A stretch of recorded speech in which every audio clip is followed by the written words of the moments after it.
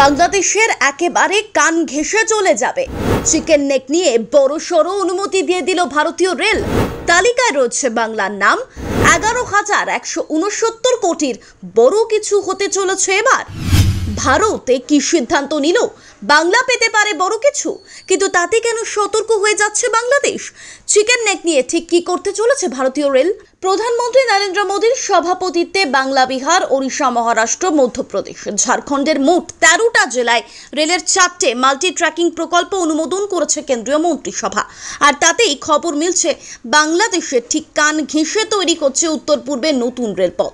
এই rail ট্র্যাকও engineering এর এক বিস্ময়কর সৃষ্টি।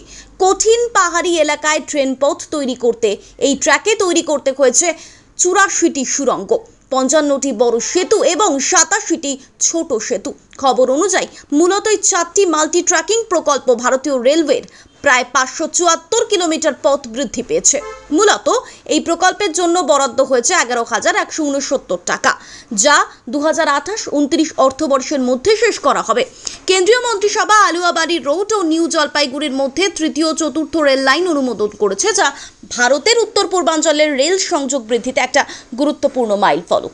উত্তর পূর্ব সীমান্ত রেলওয়ের অধীনে মোট 57 কিলোমিটার দৈর্ঘ্যের এই প্রকল্পটি প্রায় 1,786 কোটি টাকার আনুমানিক ব্যয় সাপেক্ষে অনুমোদিত হয়েছে। এই প্রকল্পটি Delhi Guwahati high density network রুটের অংশ এবং ভুটান, বাংলাদেশ এবং নেপালের সাথে আন্তর্জাতিক সীমান্তের নৈকট্যের কারণে এটি কৌশলগত গুরুত্ব বহন করে, যা প্রতিবেশী অঞ্চলগুলোতে গুরুত্বপূর্ণ প্রবেশযোগ্যতা প্রদান করে। এটি বিহারের কিষানগঞ্জ এবং পশ্চিমবঙ্গের জলপাইগুড়ি, দার্জিলিং ও উত্তর দিনাজপুর জেলাগুলোর মধ্যে দিয়ে যায়, যা যাত্রী এবং মালবাহী পরিবহনের জন্য একটা গুরুত্বপূর্ণ সংযোগ হিসেবে কাজ করে।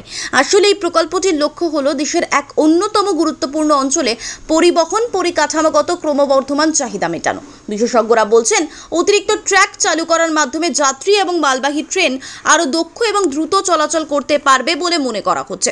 যাতায়াতের সময় কমবে এবং পরিষেবা সামগ্রিকভাবে উন্নত হবে। বর্ধিত রেল চলাচল ক্ষমতা শুধুমাত্র পরিকাঠামোর উপর চাপ কমাবে না, বরং চা, কাঠ এবং কৃষি পণ্যের মতো পণ্য পরিবহন সহজতর করবে, যা স্থানীয় এবং আঞ্চলিক অর্থনীতিকে উৎসাহিত করবে। তবে এখানেই শেষ নয়, এই প্রকল্পের মধ্য দিয়ে 229 লক্ষ কর্মসংস্থানও তৈরি হবে। Bureau report, Bengal live.